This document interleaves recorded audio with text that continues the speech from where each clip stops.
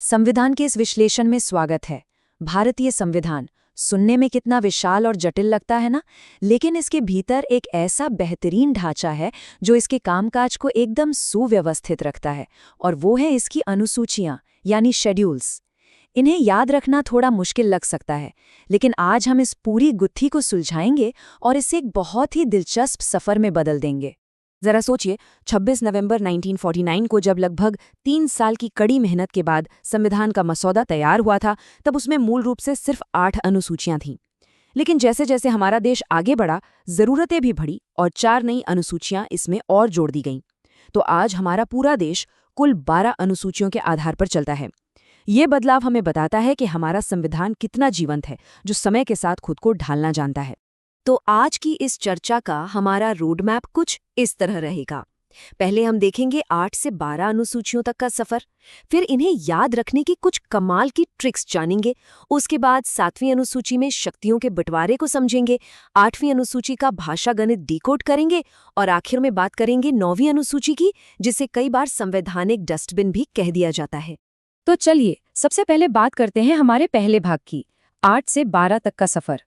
मूल संविधान की बात करें तो उसमें 395 अनुच्छेद और 8 अनुसूचियां थी, जो कि दुनिया का सबसे लंबा लिखित संविधान था। लेकिन कहानी यहीं नहीं रुकी।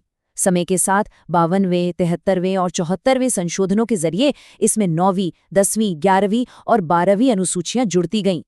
चाहे भूमि सुधार हो, दल बदल विरोधी कानून हो या फिर हमारा अपना पंचायती राज, इन नई अनुसूचियों ने आधुनिक भारत की नींव को वाकई बहुत मजबूत किया है।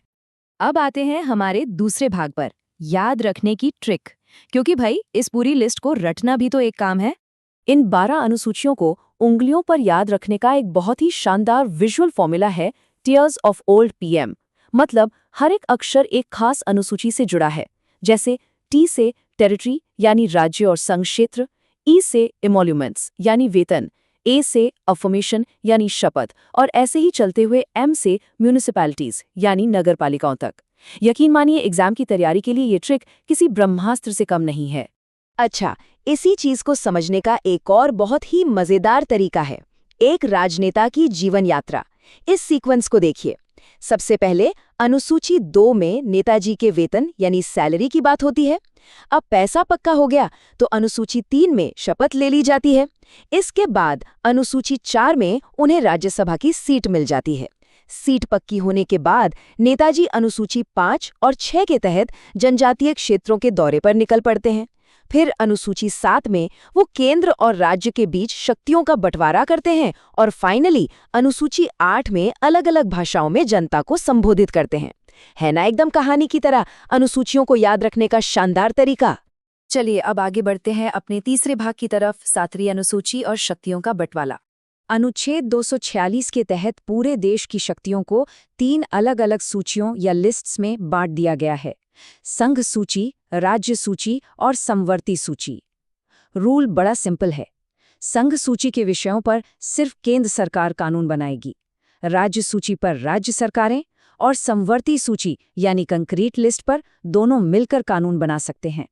देखा जाए तो यही हमारे भारत के संघीय ढांचे की असली रीढ़ है। यहाँ एक ध्यान देने वाली बात यह है कि जो संघ सूची है ना, उसका दायरा लगातार बड़ा है। शुरुआत में इसमें 97 विषय हुआ करते थे, जो अब सेंचुरी मारकर पूरे 100 हो गए हैं। राष्ट्रीय महत्व के जितने भी बड़े विषय हैं, जैसे देश की रक्षा, बैंकिंग प्रणाली, विदेशी मामले या फिर परमाणु ऊर्जा, ये पूरी तरह से केंद्र सरकार के कंट्रोल में रखे गए हैं।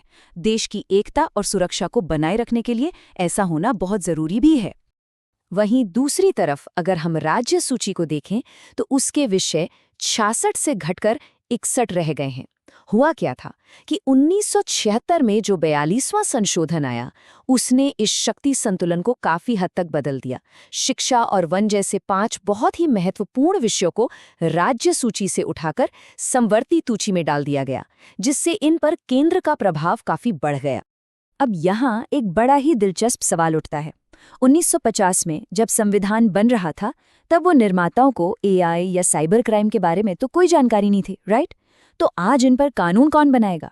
यही एंट्री होती है अनुच्छेद 248 के तहत अवशिष्ट शक्तियों यानी रेजिडुअरी पावर्स की। जो विषय इन तीनों में से किसी भी लिस्ट में नहीं आते वो ऑटोमेटिकली संघ यानी संसद के अधिकार क्षेत्र में चले जाते हैं। संविधान निर्माताओं की दूरदर्शिता का ये सच में एक बेहतरीन उदाहरण है। अब रुक करते हैं अपने चौथे भाग का, 8वीं अनुसूची और भाषाओं का गणित। हमारा देश विविधताओं का देश है और इस भाषाई विविधता का जश्न मनाती है 8वीं अनुसूची। आज की तारीख में 22 भाषाओं को आधिकारिक मान्यता मिली हुई है, लेकिन क्या आपको पता है कि शुरुआत में संविधान में सिर्फ 14 भाषाएं ही शामिल थीं? जी हाँ, समय के साथ इस लिस्ट में बहुत बड़ा विस्तार हुआ है। अब ये जो 8 नई भाषाएं जुड़ी, वो अलग अलग समय पर विभिन्न संशोधनों के जरिए जुड़ी। एग्जाम्स में अक्सर ये पूछा जाता है कि कौन सी भाषा किस संशोधन से जुड़ी। इन सब सालों और संशोधनों को याद रखना काफी बोरिंग और मुश्किल लग सकता है, पर कैसा रहेगा अगर हम इसे एक बहुत ही शानदार गणितीय तरीके से याद रखें? आइए देखते हैं कैसे। जरा इस छोटे से समीकरण को देखिए, 21 + 71 = 92। जी हाँ, बिल्कुल सही सुना आपने।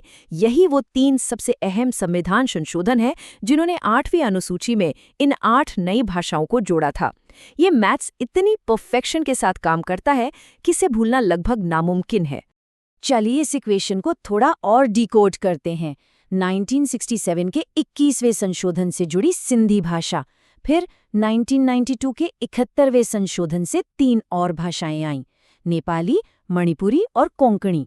और फिर आता है हमारा मैजिक नंबर। जब हम 21 और 71 को जोड़ते हैं तो आता है 92। साल 2003 के 92वें संशोधन के तहत 4 और भाषाएं शामिल कर ली गईं, बोडो, डोगरी, मैथिली और संथाली। बस इस एक सिंपल सी ट्रिक से भाषाओं का पूरा इतिहास हमेशा के लिए याद हो जाता है। चलिए अब हम अपनी चर्चा के 5वें और आखिरी भाग पर आते हैं, 9वीं अनुसूची, जिसे संवैधानिक डस्टबिन भी कहा जाता है। ये संवैधानिक डस्टबिन नाम सुनने में थोड़ा नाटकीय लगता है ना, लेकिन कई जाने माने कानूनी विद्वानों ने 9वीं अनुसूची को यही नाम दिया है। दरअसल इसे एक तरह का सेफ वॉल्ट या तिजोरी माना जाता था, जहां सरकार उन विवादित कानूनों को डाल सकती थी जिन्हें अदालतों की जांच से बचाना होता था। इस 9वीं अनुसूची की कहानी शुरू होती है 1951 के पहले संविधान संशोधन से। उस वक्त इसका मकसद बहुत ही साफ और सीधा था, कृषि और भूमि सुधार कानूनों को अदालतों द्वारा रद्द किए जाने से बचाना। सरकार चाहती थी कि जमींदारी प्रथा खत्म हो, लेकिन अदालतें बार-बार इन कानूनों को मौलिक अधिकारों के आधार पर खारिज कर रही थीं। तो इसी कानूनी अड़चन से बचने के लिए ये सुरक्षा कवच तैयार किया गया था। लेकिन कहानी में ट्विस्ट तब आया जब इस अनुसूची का इस्तेमाल दूसरे कानूनों को बचाने के लिए भी धड़ल्ले से होने लगा। ऐसे में सामने आया I.R. कोएल्हो का वो ऐतिहासिक सुप्रीम कोर्ट केस। इस जजमेंट ने साफ कर दिया कि भाई 9वीं अनुसूची कोई ऐसा जादुई बक्सा नहीं है जिसे न्यायिक समीक्षा यानी जुडिशियल रिव्यू से पूरी तरह छूट मिल जाएगी। इस ऐतिहासिक मामले में सुप्रीम कोर्ट ने एक बहुत ही अहम लीगल बेंचमार्क सेट किया, जिसे कोएल्हो इम्पैक्ट टेस्ट कहा जाता है। इसका सीधा सा मतलब ये है कि 24 अप्रैल 1973 के बाद 9वीं अनुसूची में जो भी कानून डाले गए हैं, उनकी अदालत में जांच बिल्कुल हो सकती है। अगर वो कानून संविधान के भाग 3 यानी हमारे मौलिक अधिकारों का और उसके नतीजे में संविधान के बेसिक स्ट्रक्चर या मूल ढांचे का उल्लंघन करता है, तो उसे असंवैधानिक घोषित किया जा सकता है। इस फैसले के जरिए न्यायपालिका ने अपनी शक्ति को फिर से मजबूती से स्थापित कर दिया। 8 से 12 अनुसूचियों के इस बेहतरीन सफ़र के बाद एक बहुत ही गहरा सवाल हमारे सामने आता है। आज के दौर में जब आर्टिफिशियल इंटेलिजेंस और साइबर तकनीकें हमारी दुनिया की हर पारंपरिक सीमा को तेज़ी से बदल रही हैं, तो क्या हमारा ये संविधान भविष्य की चुनौतियों के लिए तैयार है? क्या आने वाले समय में इस मूलभूत दस्तावेज में एक और नई अनुसूची जोड़ने की ज़रूरत पड़ेगी? इस बारे में ज़रूर सोचिएगा। इस विश्लेषण में हमारे साथ जुड़ने के लिए बहुत बहुत धन्यवाद।